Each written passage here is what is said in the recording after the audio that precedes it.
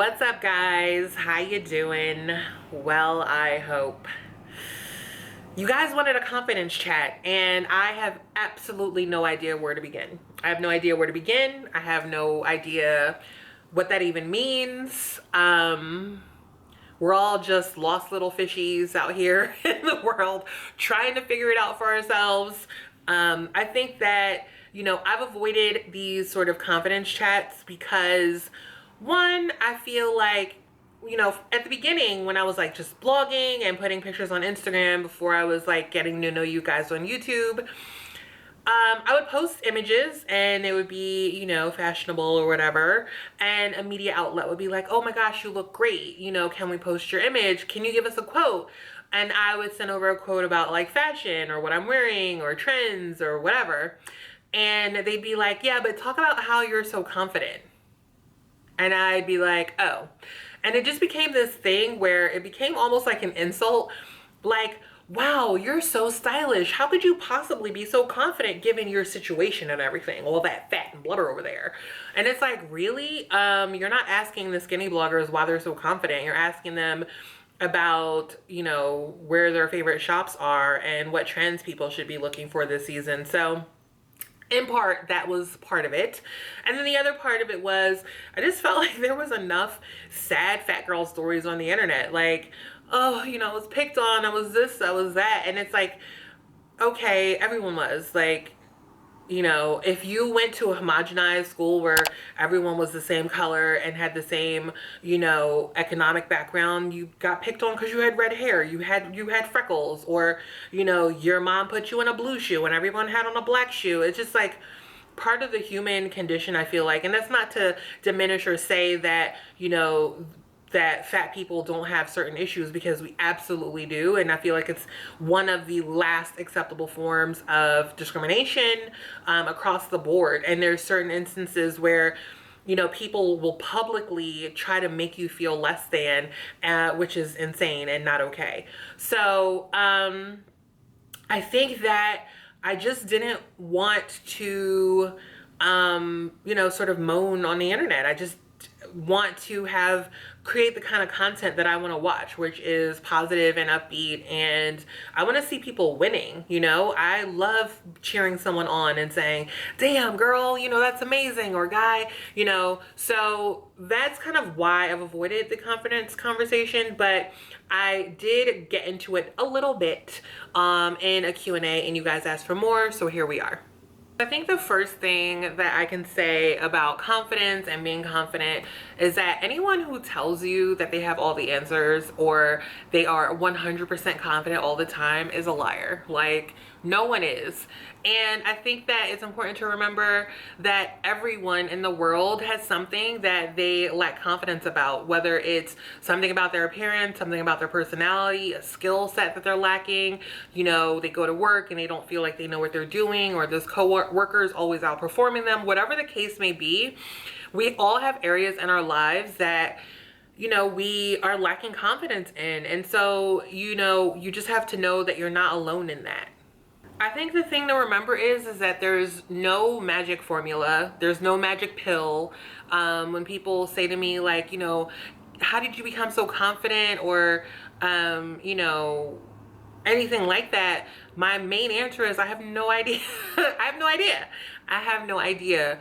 I think that I was extremely lucky in how I was brought up, being constantly positively reinforced that I was valuable as a person, and that I had something to offer the world, and that what's in me no one can take away, that my God-given gifts and talents can't be shut down or quieted by anyone, and to live out loud, to be proud of who you are and where you come from.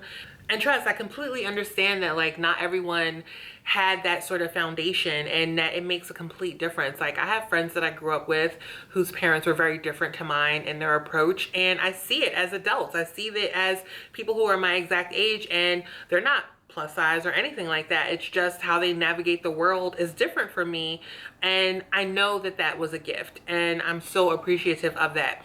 But that's not to say that you can't develop skills, you know, as an adult or as a teenager that will further, you know, build your confidence. I think we have to talk to ourselves, you know, and talk to each other. I think one, you know, positive affirmations, if that's something that is going to help you, is a good idea. I love the concept of repeating, you know, positive things to yourself, calling out attention, you know, with intention, or calling attention to with intention about, you know, what you love about yourself. Say it in the mirror, say it out loud, you know, write it down, you know, start journaling, that sort of thing. I think it's also important to surround yourself with really positive people.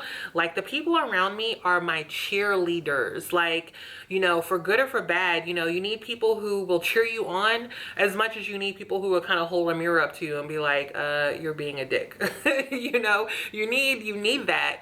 And so the people in my life, whether it's my sister or in my man-woman relationship, or, you know, my best friends, you know, well, they're my cheerleaders. They're rooting for me. They wish me well, like, honestly and truly, as I do them. And so I think that, you know, having people that kind of tear you down or give you sideways comments or remarks is messy, and I feel like it's sort of toxic. And so I would definitely do my best to surround myself with people who build me up, who encourage me, rather than tear me down. And I totally understand if that can be difficult, if some of those people are like relatives, you know, if you have a parent who is that way. But I think it's also about taking ownership of how people treat you, even your parents. And you're allowed to say, like, you can't speak to me that way, in the most respectful of ways. You're allowed to say, when you do this, it hurts my feelings. It makes me feel bad. Or this is not constructive. And so if this is how you need to behave with me, I want to be around you less, you know? And I think that's probably easier said than done, but it at least needs to be kind of in the front of your mind that people should treat you how you treat them, right? So if you're kind and respectful and, you know, loyal and all those things, that's what you should expect from people. And if they're not doing that, if they're doing something outside of that, then you need to call attention to it, because people do to you what you let them, and that's a fact. As it relates to the body stuff, I think it's just an ongoing, lifelong thing we will all be working on till the end of our days. We need to constantly reaffirm ourselves and each other, because we live in a world where diminishing fat people is okay. You know, it's totally acceptable on television and commercials, in our everyday language. You know, it's like the last acceptable form of discrimination. And, you know, you have to kind of be your own sunshine. I don't know how to further explain that except for like this. You guys are amazing to me. You are so kind. Like, people comment, you know, brands and managers and stuff, they're like, your comments are crazy positive. Like, you know, YouTube is full of trolls and, you know, all of that. And I'm sure, like, as my channel grows, you know, I'll get more of that. But you guys are so incredibly kind. And from the bottom of my heart, like, I truly love and appreciate you. But you cannot be the source of my joy, because as much as you are, you know, give me positive comments and affirm me and say that I'm pretty or nice or whatever the case may be, if I let you be my everything, then the minute you don't do that, then where am I? You know, like, all of that needs to already exist in me. Like, I believe those things that you're saying about me to be true. It's just a cherry on top for life that you say them, and that you are so positive and so kind. So it's like this great group of friends who I don't know, who just type these beautiful messages to me. And so I can draw the positivity from that, but it can't be my source of my inner joy.